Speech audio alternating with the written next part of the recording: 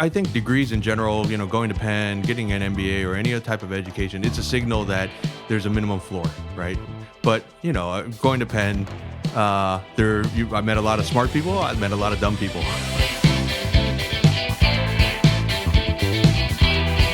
Mike, thank you so much for joining us on today's demo day. We really appreciate having you. I'm psyched to be here. Awesome. So, Mike, it was really exciting researching and studying for this podcast because you yourself have had such a wide variety of executive roles. You were at one of the early interactive agencies at Razorfish. You led product for Upworthy during one of their biggest, growth periods, and now you're leading the efforts at Snapchat's accelerator program, Yellow. So here's my first question. What is the thesis behind Snapchat's accelerator program? Why would one of the biggest technology companies in the world be launching their own accelerator for startups? Yeah, it's a great question. So Yellow is an accelerator that invests in companies at this intersection of creativity and technology. And so for us, Snapchat, we've always kind of lived at that intersection. And one of the things we notice about living at that intersection is the companies look a little bit different than what your typical Silicon Valley or tech company might look like. And their path might look a little bit different. And so we think that's a good thing. And oftentimes where there's differences, that's actually where the opportunities are. And so we felt like those types of companies were under-resourced, and there was a real opportunity to help them get off the ground. And we have a lot of experience being there and have built up networks, whether that's across digital media or otherwise, that we could bring to bear and really help make a difference for those companies. So now you've worked in startups and tech for a while, both as a founder, as an employee. Yeah. What ended up leading you to Yellow? Were you, originally working for Snap, or did you join the team specifically to help them run their accelerator? Yeah, so I was, just to dial prior to Snap, I was at a company called MeToo, MITU, and there's a Latino-focused digital media company here in downtown LA. And I built up a great relationship with the folks at Snap. Once we published on Snap, I saw a lot of the really interesting dynamics of how people were engaging with content on Snap. So I was really intrigued by it. And so Nick Bell, who was running content at the time, reached out. And so the opportunity to be a part of the platform was really exciting to me to, after a decade or so on the publisher side, to finally be on the platform side. So initially I came on board, I was doing a little bit of product and overseeing our Discover platform with our publishers. Okay. And now what year was this? That was winter of 2017. Winter 2017. Yeah. And how big was Snapchat at the time you moved there? Oh, it was already thousands of people. Thousands of people. We were public already, and it was thousands of people. And so during that time, shortly after I got there, we had started having conversations about this idea of an accelerator program, and I was like, that sounds really cool. And all the things we were talking about, the opportunities. And the thing is, I was just there for a couple months, so I didn't want to be that guy that said, hey, I know I just joined, but can I do that instead? But as the program began evolving and really trying to find someone to head up this, we needed someone who had both the creative side as well as experience at early stage companies of this type.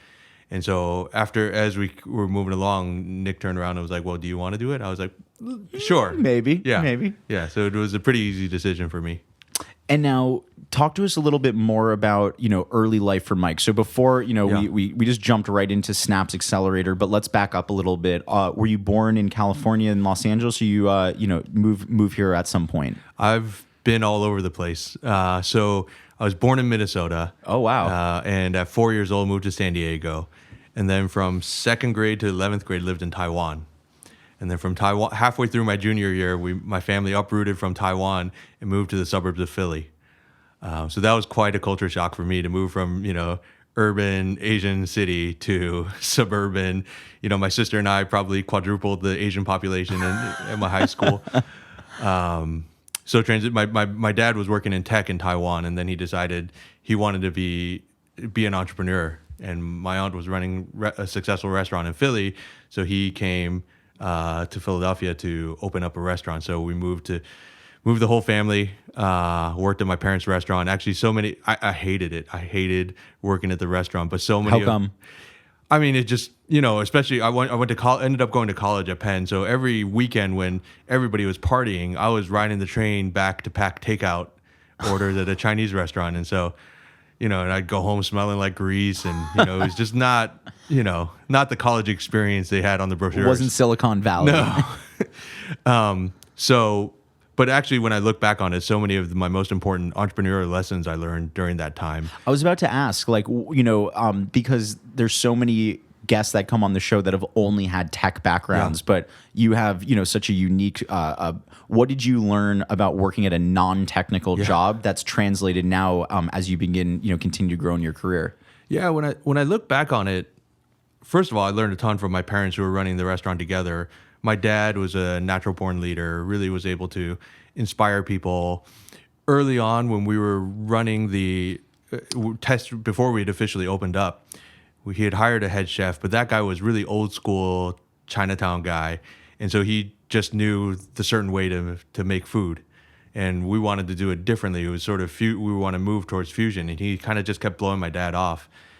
And that was, you see that all the time in tech, sort of the guy or girl who's been at a place for a long time are set in their ways, and they're the experienced one and saying like, no, I know better. I just want to do it this way. And so a few weeks before opening, my dad fired him, and we're like, oh crap. But then there was a guy who was really coachable, really talented, but had never had a head chef role. And so my dad promoted him to take on the role, and he turned out to be incredible, and now he's a successful restaurant entrepreneur himself. But it really showed sort of the importance of being able to make crisp decisions about leadership. Wow, there's so many lessons I feel like in that story, because I think a lot of people maybe have been having problems with employees and feel like they're almost on the fence, and they are like, because they don't want to make an uncomfortable situation, they might keep that person for a long time, even at the detriment of the business itself. So sometimes you have to make that first move, and the grass could be greener, right? You could get that new chef come in that's more coachable. And I could imagine that there was a lot of takeaways, and I'm sure it was a humble beginning. It's not a sexy iPhone apps, or you're saying you're packing food up, but you're still delivering. What's crazy, because now knowing your story a bit more, you're a product guy. You're delivering product, right? Like you are basically facilitating the experience of your father's restaurant. Crazy to think about it like that, right? Yeah, I guess I never thought about it that way. It's interesting, even just talking now, thinking back to that decision. Fast forward as the restaurant's operational, there was a day where the plumbing broke, and there's literally just sewage coming out of and filling our parking lot. And my dad's the owner of the restaurant, so he's got to go out. This is after hours, as the restaurant's closed, and we got sewage coming out in our parking lot. So my dad's shoveling poop. I'm free labor, so I'm out there shoveling poop. But my dad, you're like, this sucks. Yeah, this is not. I went to Penn. What the hell is happening here? This is not the Ivy League education I was promised. And then the chef, though, he was so loyal and so appreciative of it. So he was out there shoveling. Like the two of us had to do it, but he didn't have to. But he was grateful for my dad taking a chance on him. So at midnight, 1 a.m., it's the three of us shoveling poop, and that was an important lesson in terms of how to lead people and who to make bets on and who's there for you when things are tough. And, luckily in tech, you don't actually need to shovel poop. Sometimes, yeah, depending on the plumbing situation.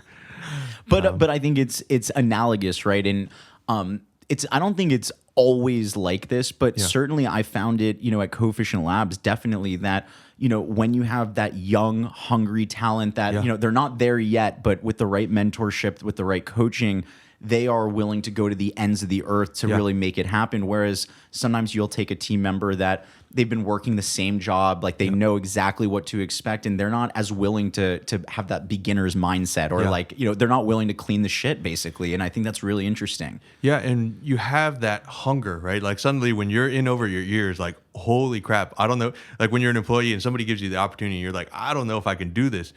Man, I obsess about making sure I have all my ducks in a row and think about all the unknowns that I don't know yet. And it's really always exciting for me also when, since then, mentoring people, giving people the opportunity to step up above where they might normally be and see them rise up into that and really rise to the occasion is one of the most exciting things. Totally. Not to stay too long on this chef that you hired, but I think it's really unique because you realize when you become a mentor, a coach, someone that runs an accelerator, how many people don't see their own superpowers. You look at them and you're like, oh my gosh, like let me help you see more clearly how incredibly talented you are. People are so self-conscious about their weaknesses or even their strengths sometimes.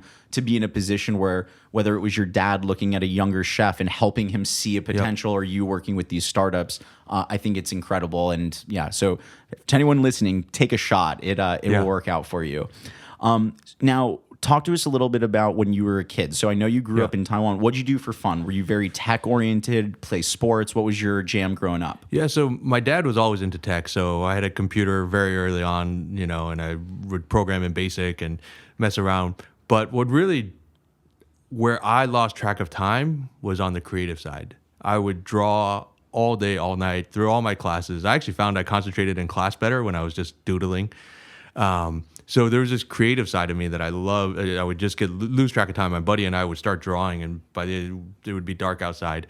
So you would get really into that flow state, and we would make videos. We would take our G.I. Joes and make stop motion videos. Wow. But then, when it came time for college and career, my dad, being a good Asian dad, was like, you need to do some pliable trade. And so I enjoyed computers, so I went into computer science.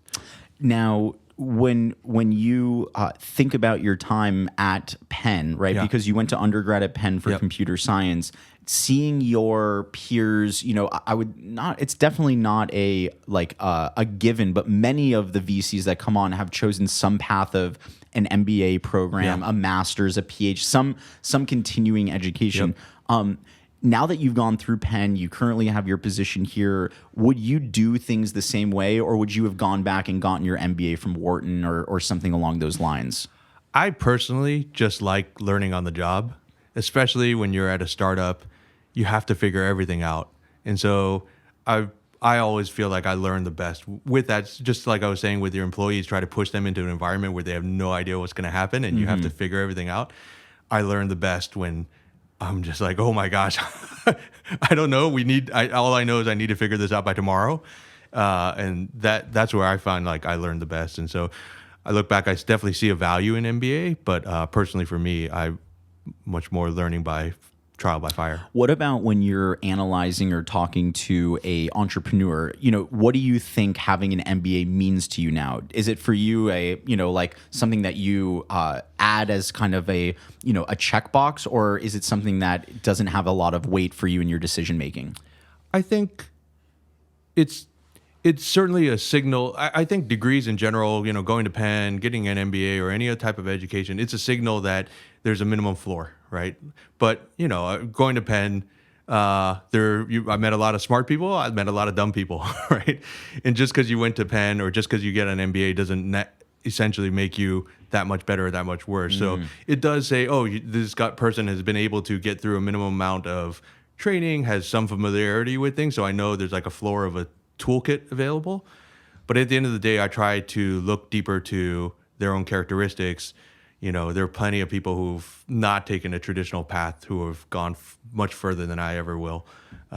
So try to peel back beyond that. It's weird because it's like on one end you have the educational side of it, and on the other you're like, have you ever sweep shit before? Tell me about your work experience. Yeah. Have you really gone through the mud? Because you can have super successful entrepreneurs that never finish school, and you can have incredibly unsuccessful entrepreneurs that went to Harvard and the top schools. So it's not always the most Direct singular. correlate. Exactly. So once you got out of school, I know that you started working for a bigger company, Symantec. What was it like for you going from like a school situation, a school scenario, working with your dad in his restaurant? Now you're working at your first company. What was that experience like for you? So actually, at first I started off in the digital agency world. So At Razorfish. Yeah, at a company called iCube that then merged with Razorfish. That was wild. I mean, it was the late 90s. I joined when it was 100 people. A year later, we went public. A year later, we merged with Razorfish, and I was like, "Oh my gosh, this is amazing!" This tech stuff is easy. Yeah, and then so I joined a startup. My friend had started at Penn, who similarly doing digital agency, and I was like, "We'll do it again." And what were you building, websites or apps? Yeah, building websites, doing integrations for people. We did a bunch of work with doing online banking at the time. So there were these protocols, and that were just getting established. I think you had the U.S. Navy too. I think the I U.S. read. Navy was a client, yeah. So we did a big accounting system implementation for them. So it was a ton of fun in the .com. But then once all of the .com clients lost their funding, all of our clients went away. And so I wanted to get on the product side. So I went over to Symantec, and that was a great experience. When I joined, it was 2,000 people. Oh, wow. What exactly is Symantec for those that don't know? So it's they're most famous probably on the consumer side for Norton Antivirus. So there's they have both consumer security and enterprise security. So it's all around security, internet security. So yeah, I joined when it was 2,000 people, and 4 years later we had merged with another company and become 20,000 people. So I saw it grow 10x. John Thompson, who was the CEO at the time, I think he's on the board of Microsoft now. Really impressive CEO, seeing him grow a company. But after 4 years, Symantec was what brought me here to LA. Okay. But then after 4 years of being at a company that size, I was like, I'm itching to get back to the entrepreneurial roots. Now, what are some of the benefits of being at a bigger company compared to the cons of being at a bigger company? Yeah, so it's really interesting watching strategy at scale. Once you reach a certain scale, you can move your weight around and you can kind of really move markets and really take advantage of that. And so for Symantec back then it was distribution, right? Like, so we got at the time, DVDs or CDs of Norton Antivirus. We got distribution into the channel. So we had all these channel relationships to get it on the shelves of a Best Buy or whatnot. And so you can see certainly our ability to move product really helped us lock in distribution. Different forms of leverage. Yeah. Like when you're a big company, you have more leverage than when you're a tiny company, which that could be a benefit of a bigger squad. Yeah. But on the flip side, you see some of the vulnerabilities, right? So there's obviously the politics, but I think one of the things people don't talk about that much is the bigger the company, the further you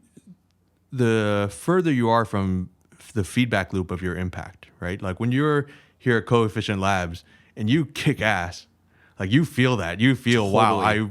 Wow, I saved the company. We leveled up because of me. When you're a multi-billion-dollar company, those feedback loops are harder to come by, right? So you don't feel as much. So then you begin looking for things like subconsciously, you begin looking for things that give you better feedback. And so that's where I think the politics come in. Meaning like you long for that feedback loop, so you'll be more, playing more of a political game to get more feedback loops. Right. Your feedback you get more immediately. Oh, I got budget for more hires. Oh, so that feels good because that feels like I leveled up. So we're humans and we wired to be incentivized to feel good, like we accomplished and we're moving forward. And so when it's so hard to see how you're moving the $1 billion company forward a bunch, then you begin looking at the more things in your control. How many heads do I have? How much territory do I have?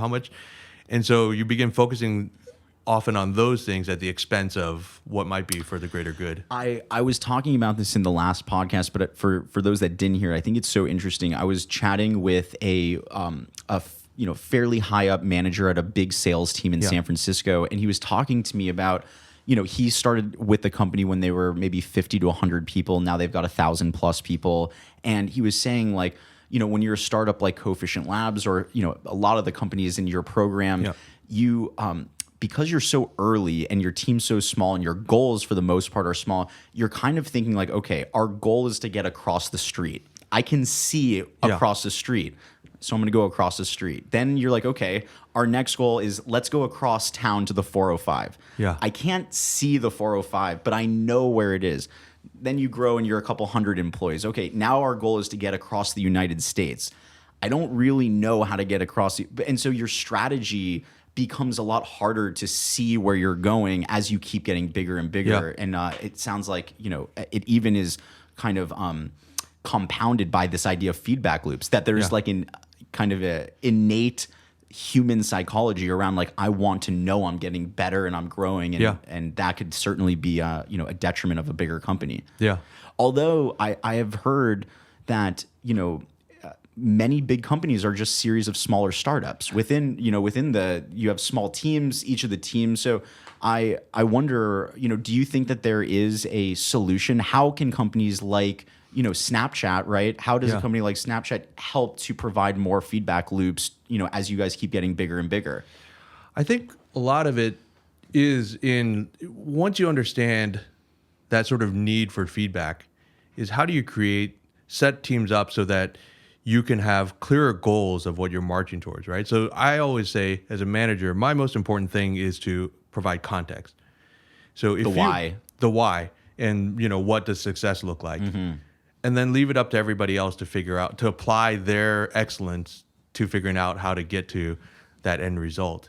And so if you feel like you've defined a why, a good enough why, and a clear enough what does success look like, and you give people freedom to get there, then I think you'll see people continue to rise to the occasion on trying to focus on the why rather than the what of like the politics and That's really cool. When I first started Coefficient Labs, I didn't have any other role models than someone like my dad, right? Yeah.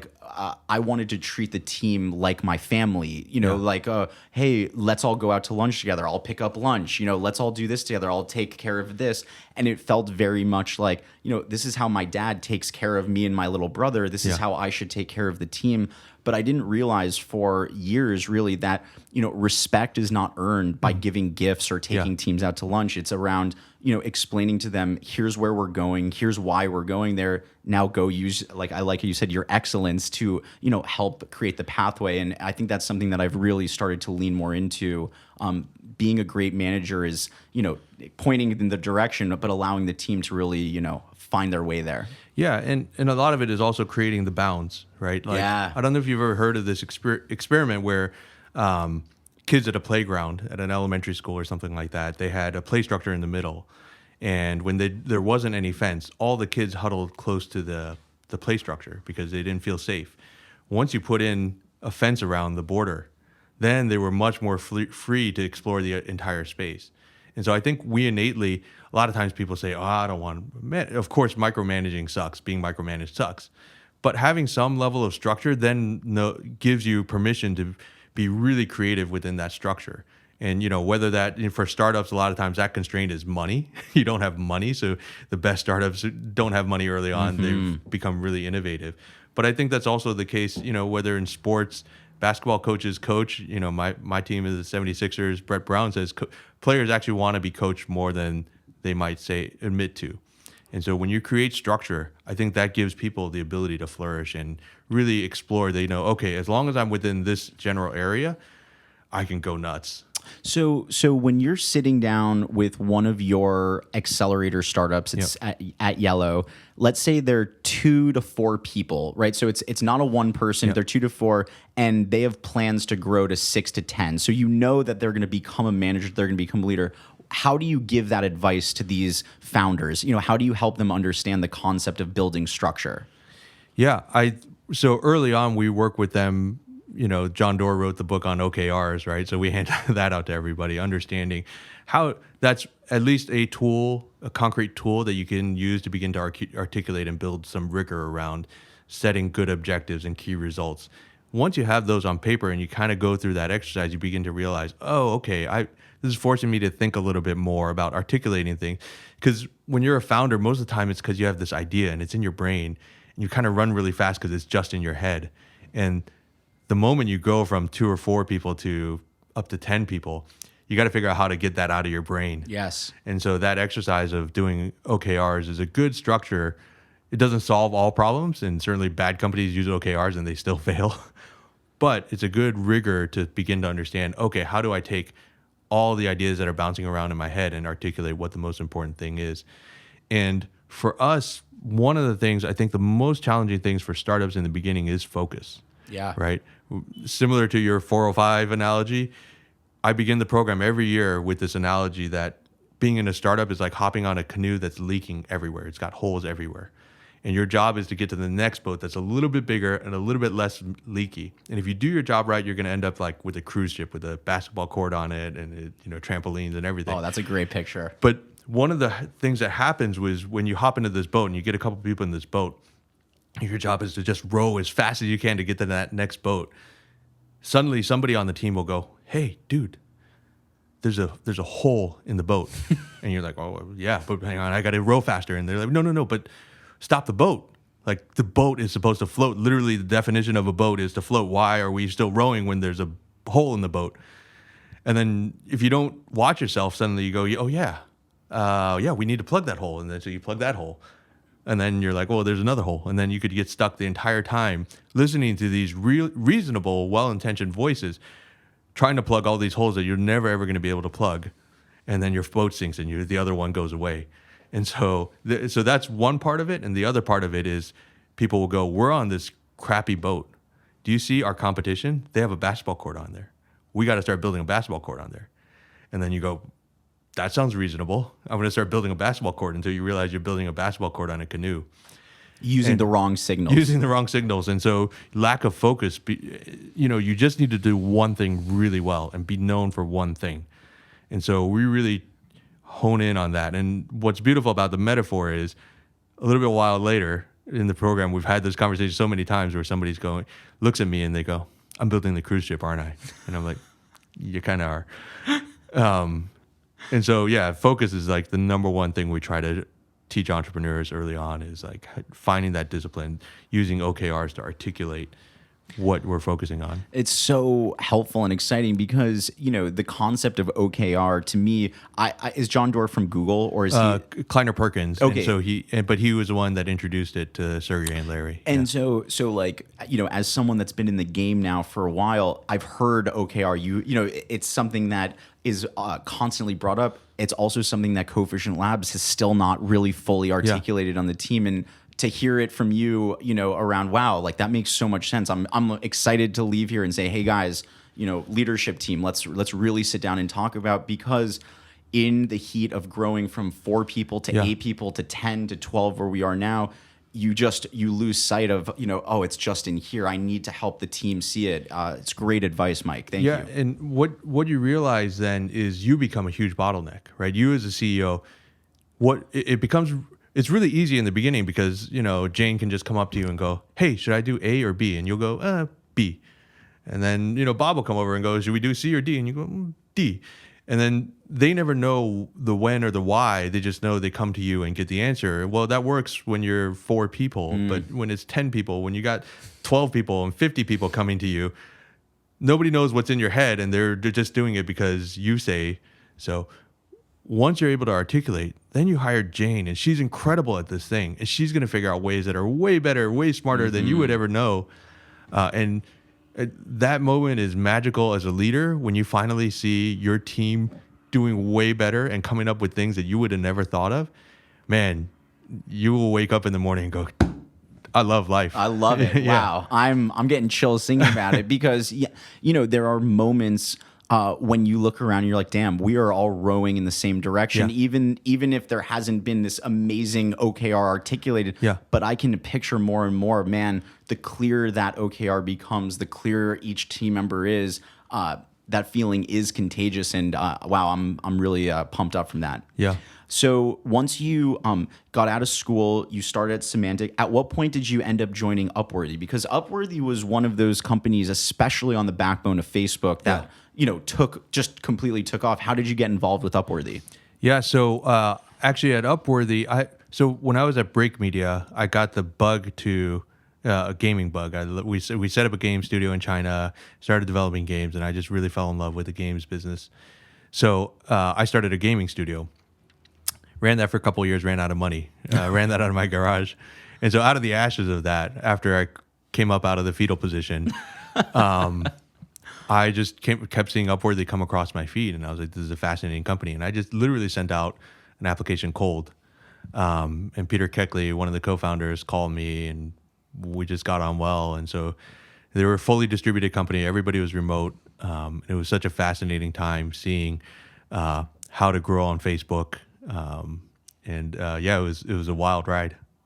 And now, when in your current role, where you are right now, well, actually, before getting into that, one of the questions I had was around product, because we had a member on, Dan Flanagan, who said that the moment he first held his first product, like I think it was like the iPhone, or it was some product, he just knew he was a product guy. Did you have a moment? I mean, I'm thinking about all the art you used to do. Like, at what point did you think to yourself, like, I'm a product guy? I don't know if I had a aha moment where I was like, this. But the first time I did it was in an official capacity was when I went over to Break. Prior to that, I had been at Symantec. I had been more on the program management, project management side. But I think it is that intersection of creativity. There's a certain level of creativity in product where you're staring at a blank, piece of paper, so to speak, or whiteboard, and trying to figure out, well, how do people want to use something? And I love that process, and I think it's because it tickles both sides of the technical side, but also the creative side. Are you the type, back to your analogy of the playground? I don't know. I feel like you're like no gate. Like just put a blank piece of paper out and do you feel like you do best without that outside structure, or do you yourself believe that even structure works for you? You probably ask my wife, who should probably have a more accurate depiction. I think I tend to be, I like having the structure, and I like seeing, okay, well, this is a balance, but what else is beside it? Like, I love the idea of seeing what is and then seeing what's beyond. Like like black, white, and you look for the gray. Right. Or like, well, why are we doing it this way? Why does it exist this way? Could it be done differently? Why are we assuming this way just because it has been before? Those are the discussions I really love. But I think if I'm honest with myself, that comes from a place where some structure exists, and then I can say, well, relative to that, what else can we do? Yeah. Very cool. So going a little bit more into Yellow and what you guys look for and what's the right fit. So when you have startups that are coming and applying, what type of startup is the best fit for Yellow, or is there a best fit for Yellow? So we have an investment thesis around 4 different categories. So the first is digital media company. Okay. So we invested in companies like Love Stories TV, which provides is a hub for wedding videos. Or most recently, we had a company called Frame, which is reimagining the weekly magazine experience for mobile. So that's a digital media. The second category is what we call community-based businesses. So this is where either you're an individual or a brand that speaks very specifically to a community, and you want to build a business around that. Okay. So we had a company called Quirktastic.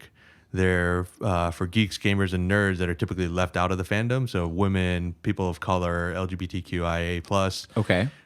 So they have a big community that they're building up, and then they want to build commerce around that. So literally, actually this week, plug for them, they just launched in Macy's. Some of their merch just launched in Macy's in New York, and that's really exciting for us.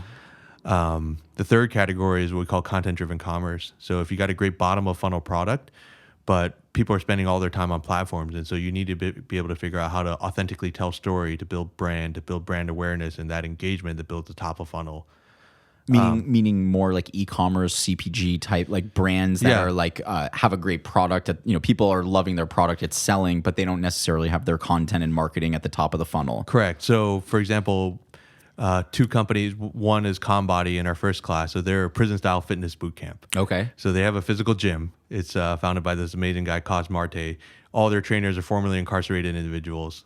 And it's sort of, you walk in and it's like walking into a prison. And so it's a prison workout.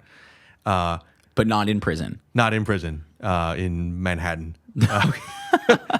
But all their trainers are formerly incarcerated individuals. And so they're bridging the cultures between young professionals and formerly incarcerated individuals. And so they launched a show on Snapchat called Prison Hacks, which talks about the ingenuity of people who are behind bars. And so it kind of humanizes them and builds this great brand awareness. So they talked about how you made a tattoo gun out of a CD player, or made orange chicken in prison. Let's talk about that for a second. Yeah. We'll get back to Yellow in a few minutes. But one of the things that I saw on your background was around Defy Ventures, and I found out about Defy through Mark Suster's blog post a couple years ago, and am such a big fan. Why don't you tell, for any audience that doesn't know about Defy Ventures, how did you first hear about them, and what's the deal with Defy? Yeah, so Defy is an organization that does prison entrepreneurship training. We go into prisons and teach people how to start businesses. So it's a 6-month program. When folks in the inside, it's a DVD course, so they need to commit 20 to 30 hours a week going through this rigorous course that's taught by Stanford, Harvard professors, teaches them about accounting, finance and entrepreneurship, but also teaches them about healing, with past trauma. And so it's very holistic in its approach. And then at the halfway point, we bring in volunteers, so entrepreneurs, investors, to come provide business coaching. So looking at their business plans, looking at their resumes, and helping them hone that in. And then at the end of the program, there's a graduation. And so along with the graduation, there's sort of a Shark Tank style business plan. Like a demo day. Yeah, a demo day. And that's great because so many of the men and women who graduate from the program, that's often the first time they've ever walked with cap and gown. Wow. So it's incredibly powerful. How did you hear about them? Yeah, so I met Catherine Hoke, the founder. She's no longer with the program, but she was a founder. I met her through a pastor friend of mine at a conference. They were in New York at the time, and I was like, when you come to Southern California, sign me up. Let me know what I can do. What was going through your head the first time, like on your way into the prison? What was kind of going in internally?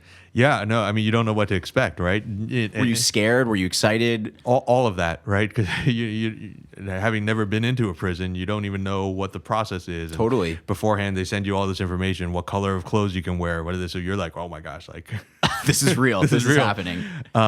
And then you go in, and it's the warmest environment I've ever been in.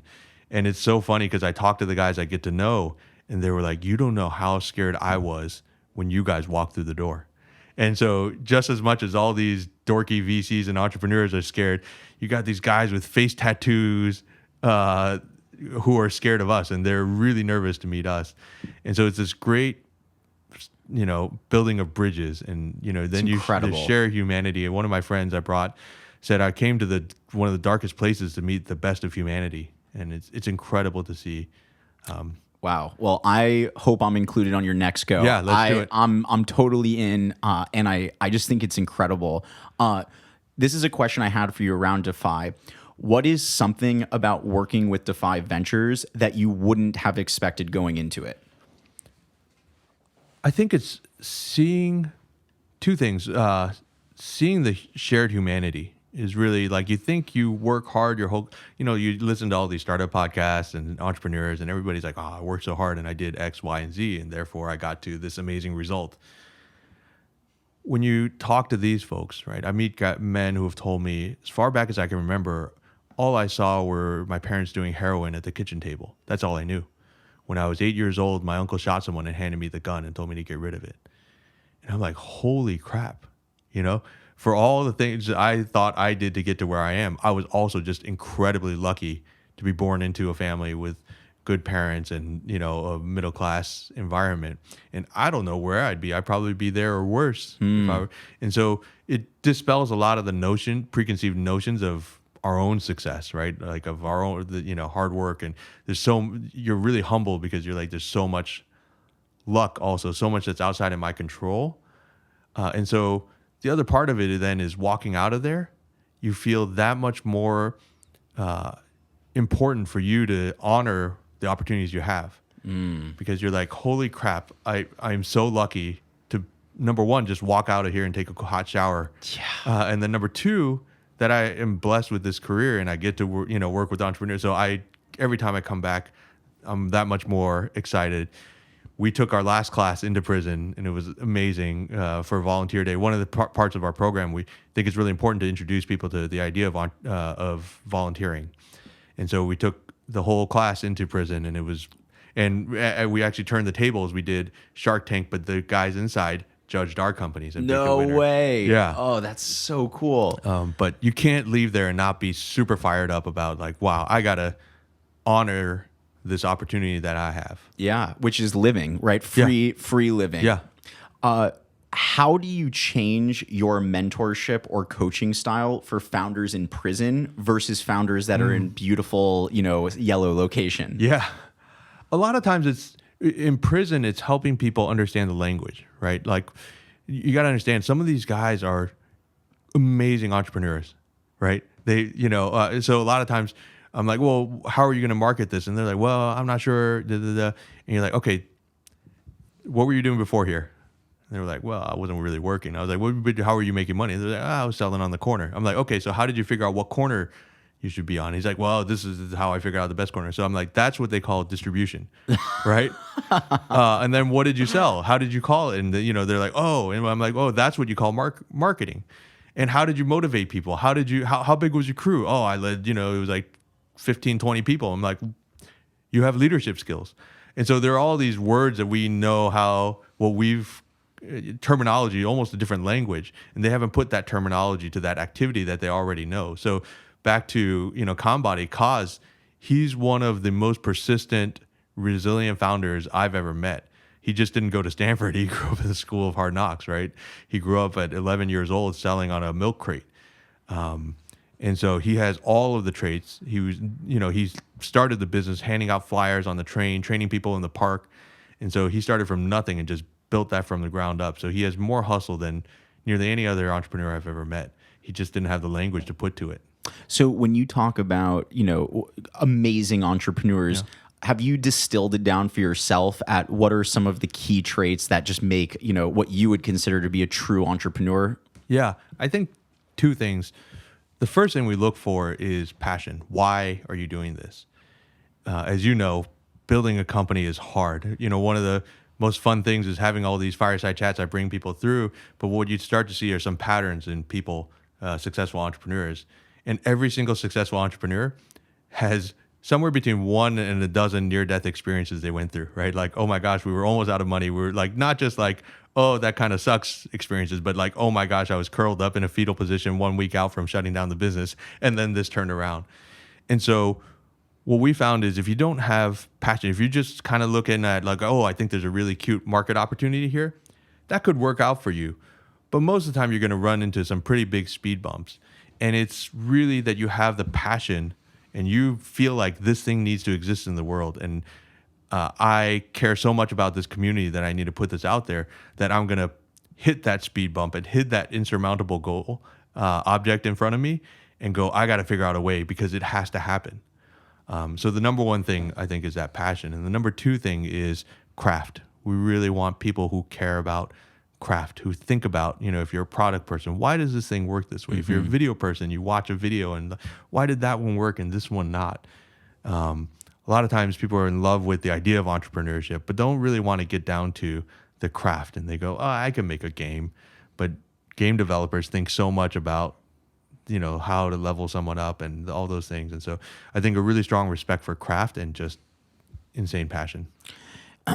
Now, when you apply to get into Yellow, like what's the process like? If I was, let's pretend like, I have a brand that's the perfect fit for Yellow, but I'm just hearing about you for the first time. What's the process? Yeah. So through our website, we ask everybody to submit an application, and it's 20 some questions, online application. And from there, we whittle it down to about 100 or so that we do Google Hangouts video interview with. And from there, out of those, we whittle it down to about 30 that we invite to do in-person interviews here in Santa Monica. And so that's in front of a panel of about a dozen people from across different disciplines within Snapchat. Okay. And then it's a 10-minute pitch. You have 5 minutes to do a pitch without any deck, 5 minutes to pitch no deck, 5 minutes to pitch your company, and 5 minutes for Q&A. And then within a couple of days after that, we've picked the final 10. Do you find, as someone that I would imagine you with the process you run at Snap, and I'm sure you've been to other demo days, do you think the deck adds value or takes value away from like that moment? I think it takes away. What you want to see is somebody who's, number one, comfortable and knows their business. And a lot of times you rely on the deck and you're reading off the slides and it just becomes a crutch. And I think the most effective pitches are when you can make a one-to-one human connection with someone. Which, I've heard a lot of mixed feelings from VCs about demo days. Most, I would say 80% plus feel like demo days are a waste of time, are not authentic. It's not how you would actually sit down and talk. Do you have a POV on demo days? Yeah, so it's interesting because demo day originally was designed to drive decision-making, right? It was, I think, born of this imbalance where the power imbalance where VCs could sort of drag their feet on forever. And, buying time just gives you more time to reduce risk. Oh, well, they're at 10,000 people now. Maybe if I wait a little bit longer, see if they can get to 15. And so entrepreneurs have spent just in endless fundraising cycles and not building the business. And so I think it was a huge innovation in terms of driving some more equality. Really interesting. I've never heard someone describe it like that. Yeah. So, at the most successful, Y Combinator, what it allowed entrepreneurs to do was spend a whole bunch of time building their business, do this one day and get a bunch of money and then get back to building the business. So I think in that sense, it was very valuable. But at the end of the day, I'm not the first one to say this, but, a VC relationship is more permanent than a marriage. It's more permanent than a tattoo. And how come? Why? I haven't heard that explained like that either. That's great. So though. they're legally on your cap table. And so there are all these legal protections on, so even if you end up hating the person, you can't get them off your cap table. If you and your wife end up hating each other, you can at least file Part for ways, divorce. right. Then you can remove a tattoo today. But so I think it is really important to be able to develop relationships. So we view our demo day more as a showcase, an opportunity for everybody to see the companies at once. But usually, we bring investors in earlier, like the month before, start bringing them in to start meeting some of the companies. And then, that demo day is a point at which they can also, if there are any new relationships, then continue that discussion. So we see it more as a moment in time that is a showcase rather than, hey, this is a moment that everybody pull out your checkbooks and write a check, because I don't think that's good for anybody. Got it. Now, let's pretend I've been whittled down. Coefficient Labs has been whittled down, and we've made it into Yellow's accelerator program. Each accelerator I've met has wildly different processes for once you're in the program. What's it like to be a startup at Yellow? Yeah, so we kick off with a lot of team building, because one of the most important things is this cohort of people that you're with, and you'll carry that alumni relationship beyond the program. Totally. And so very early on in the program, we do some orientation activities to really just help break down the walls and get people to know each other. And then myself and Alex, who I run the program with, we spend a couple hours with each company in the beginning to sort of talk through big picture strategy and really dig in on the business and figure out. We always say, before you're trying to impress us, it's first date, you got your best makeup on, you got your best shirt on, you look good. Now we're on the other side. We're on the same the side morning now. after. Yeah, it's the morning after. Warts and all, bring it to us. So we need to know that stuff so that we can help you figure out how to be most helpful. And then once we get that strategy session going, the second week we do Snap 101, where we introduce the companies to all the different ways. We bring leaders from all across Snapchat, so you kind of get exposure to all of them, all the different ways you can work with Snapchat.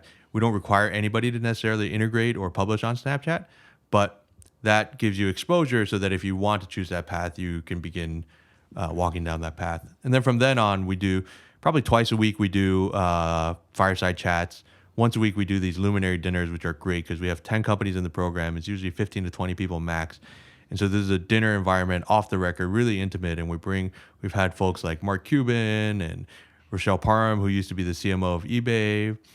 Gary Vee came by. We had Joanna Cole. So these are really cool. Usually you have to be at a conference and wait in a line 15 people deep to just to snap a photo. Yeah. So that's a really fun part of the program. Now, I know some accelerators or VCs actually give people space to work out of. Do your teams work out of Snap's HQ? Or? Yeah, exactly. They do. They work out of one of our office buildings. One of your offices. Yeah. That's amazing. Now, back to, I asked you about what qualities you look for in founders that you really love. What's like the flip side? What ends up happening when something's going well and then the founder says something or the dynamic is something that kind of kills the momentum for them? What's traits in founders that, is kind of a red flag for you? I think overconfidence, thinking that you know everything. There has to be you have to have a certain amount of confidence to even start a company, right? Because it's actually, if you think about it, pretty irrational, delusional activity to say that I am going to start this thing from nothing and going to put it out into the world and I'm going to make a difference. This playground needs a fence. Yeah. Right? Like no one. Why? Where? Yeah. So for sure, you need a certain level of confidence, certain level of optimism, irrational optimism to even be there. But I think it also comes with a certain amount of humility to say, I don't know a bunch of things. I know a bunch of things and I don't know a bunch of things, and I'm going to learn along the way and I'm going to grow and evolve. And so when you see someone either trying to know everything or stuck in their ways or disrespecting the craft, right? Like, I talked earlier about the importance of caring about craft. It's like, yeah, I've never done that, but it's not that hard. Actually the most beautiful and impactful things look super easy. Simple, yeah. Yeah. A friend of mine, the guy I started the gaming company with, he's an artist. He won an Emmy as a creator of the Batman cartoon. Incredible guy. He always talks about when you draw something, you could draw something really detailed, but the best artists are able to distill it into a silhouette so that you can identify it from a mile away. And if you think about it, I'd never heard it. And then he's like, if you think about every iconic character, Mickey Mouse, Batman, Homer Simpson, you don't need to see the details of the character. You just need to see the silhouette. And you're like, I can identify Bugs Bunny. And so that takes a lot of skill and like a lifetime of thinking about shape and size. Wow. And so those simple things are actually really hard to get to. But we as humans, once you put that simple thing in front of people, it's memorable. That's what we want. We want simple things. We want a simple pitch that we can remember. We want a logo that we can remember. And so going all the way back, a lot of entrepreneurs see simple things and go, Mickey Mouse, that's just a few lines, like just two. And you're like, that's the point. Right. And so when I think for me, a big red flag is when people disregard the simplicity of something and the difficulty it takes to get there. And you said it earlier, and I find it to be so interesting how it's applicable in both tech as well as in a food restaurant business. Yeah. This idea, like your chef, of not being willing to try, adjust. They're so set in this is how it's always been done. Why would I try something different? And you can just see that that plays so much in the tech world as well. Absolutely. So now, when companies go through the Yellow program, does it culminate? I think you mentioned this, but does it culminate in a demo day at the end? Yeah, we do ultimately have a showcase at the end where we bring in not only investors, but potentially strategic partners. Not all of our companies end up wanting to raise money. Some of them can go on get to profitability and, not necessarily have to raise money. So we bring in strategic partners from different media companies, potentially agents and managers. So it's a pretty good mix of room. And the idea is to introduce them to the world, help them establish these relationships and go from there. So this is a bit of a philosophical question for you, because it's one I'm really curious. I was in Mucker's first class, and it was 2011, 2012, and I've been in the LA startup scene now for quite some time, and it's just like amazing to see how many of these startups that I looked up to so much and that were such a pinnacle part of this community, 5, 6, 8 years are no longer here. Washio, Laurel and Wolf, 2020, a dozen others. So my question to you is, when startups come to an accelerator, they start taking off, they start growing, they go into this hyper growth mode. Why is it so hard? Why is it so tough for startups to really sustain, for companies to sustain over the long period? Sustain business in general? In general, stay alive. Yeah. Philosophical. I mean, I think focus is one thing. I think sometimes if you raise too much money, you could solve a lot of problems with money, but you might not have solved the root problem, right? You can buy your way out of certain problems. So I think... Meaning, sorry to cut you up, but meaning the founder is still working on the canoe, it's still the same canoe problem. Yeah. Like they think they've made it to the basketball court, but really they still need to be like canoeing. Exactly. I'm a big believer in sequencing. A lot of times we look at the end product and go, we need all of these things. And number one, you need to survive. So you need to do one thing really, really well. For a long time, Google's thing was just search, and Amazon's thing was just books. And, you can go on and on and on, like of looking at the history of successful companies, and they just did one thing really well. And sometimes you're like, well, it's a one-trick pony. But everybody's a one-trick pony. You just need to find a really good trick, right? And so I think that focus is you just need to do one thing really, really well. And then at some point when you've reached massive scale, then you can begin leveraging that weight, just like I talked about earlier with Symantec. Leverage your distribution channels, leverage that power. Amazon leverage the computing power that they have to create AWS and create a whole new line of business, right? Now, you might have just kind of touched on this and answered it, but in your opinion, what is the most common mistake that a founder makes that inevitably leads to the downfall of their company? I think focus. Losing focus. Yeah, that's the number 1, 2, 3, and 4 thing. Do you have a... Sorry, and just real quick. Yeah, please. Because it's such a hard thing. It's such an easy thing to understand, and it's such a hard thing to actually do. Because business development opportunities come over to you, and you're trying to build this thing, and all of a sudden Amazon says they want to partner with you on something. You're like, wow, that would be amazing. Yeah. That's a fork in the road to figure out whether or not that, sometimes that might be the right thing to do. Sometimes that's just a distraction. And so being able to say no to the right things is really the magic of focus and a focused entrepreneur, right? Yeah, you mentioned it before. Like, you see your competitors just launch a podcast. You go, oh my gosh, I want to. And so, being able to say no, I think it sounds like is, one of your biggest pieces of advice. Yeah. And by the way, the rest of your team, remember back to what we were talking about of giving them core objectives. If they all know this is the one thing we're marching towards, they can just keep running and run as fast as they were built to run. But suddenly you're like, what? This, that.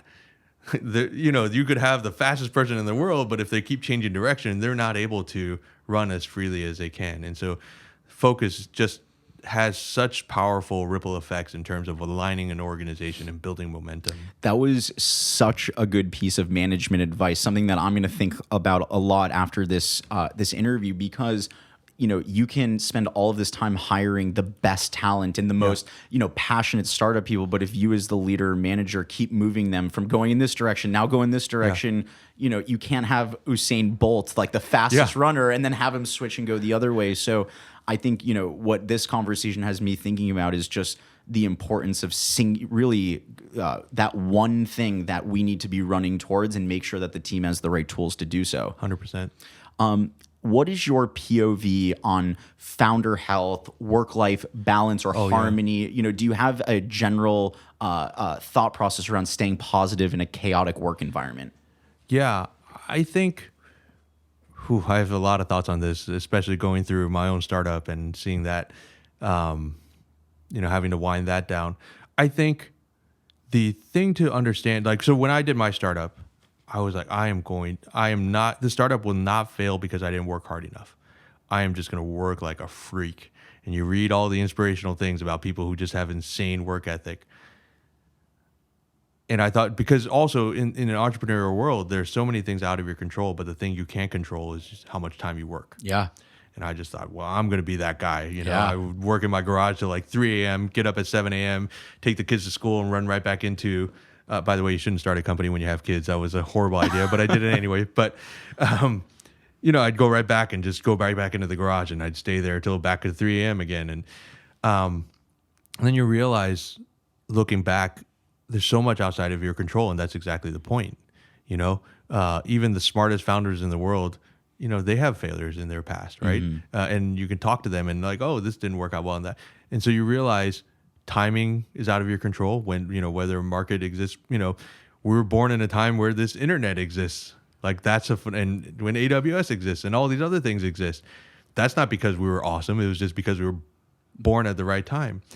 And so I think understanding, I listened to this pastor once talk about, he's like, I go surfing, right? And he's like, and I, some mornings where there are no waves, I don't go, hey, Sean, can you go 50 yards out and just flap really hard?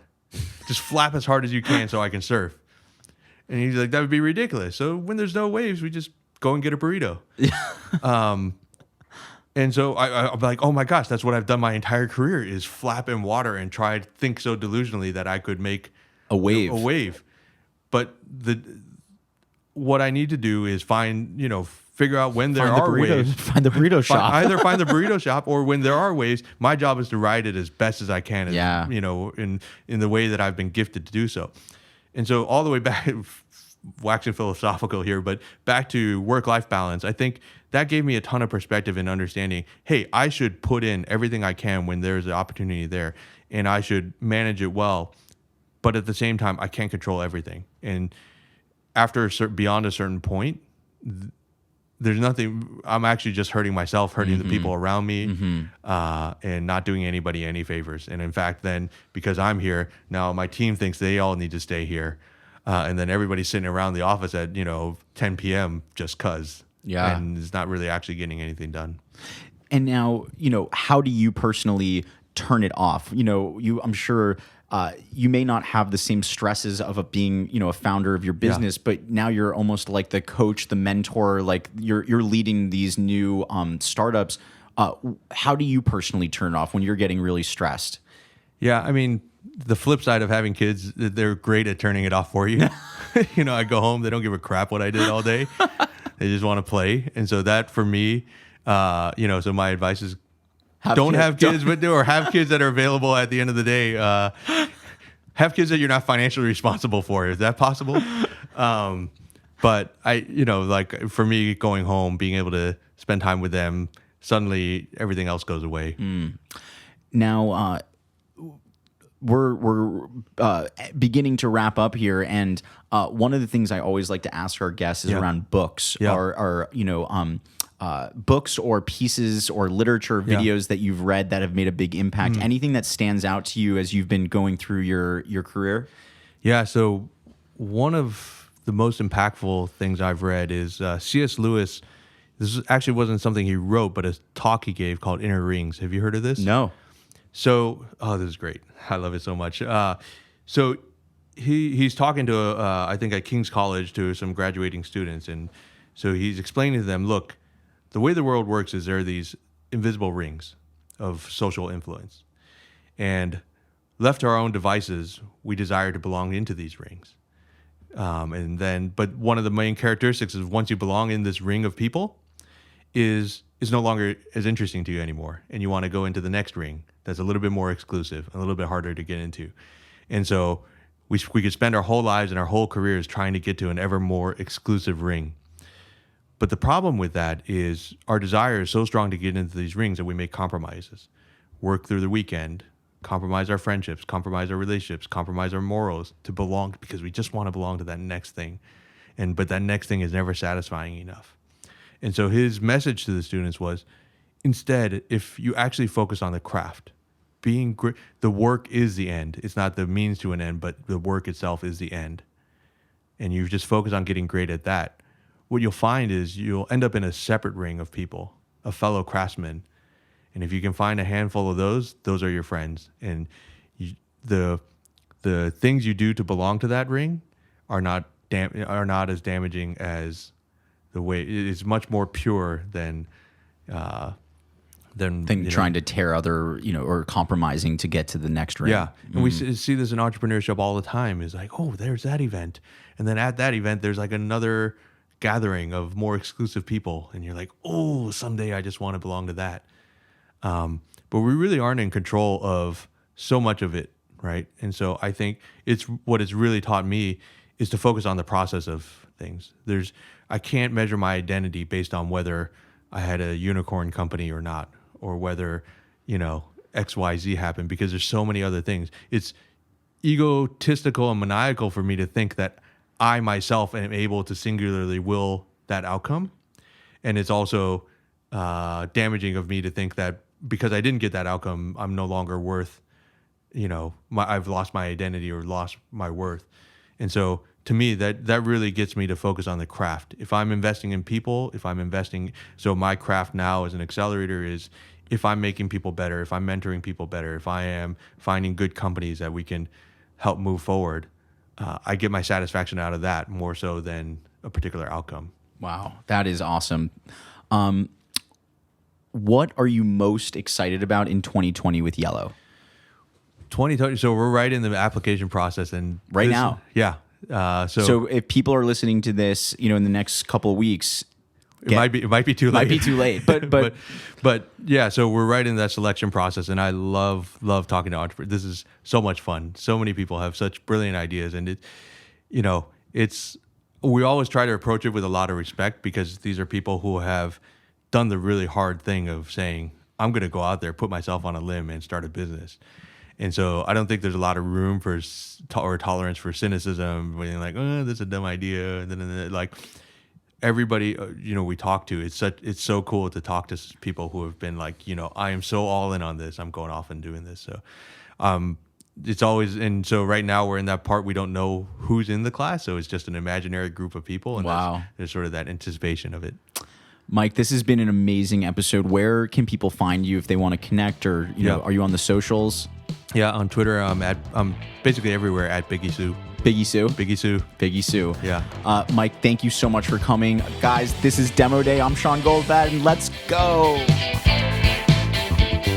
Ask the investor questions. They're constantly sitting there just being like pitched at, and they know so much about the company and you, but ask them some questions too, because investors are just, it's like one meeting after the other. We're talking to tons of entrepreneurs in one day.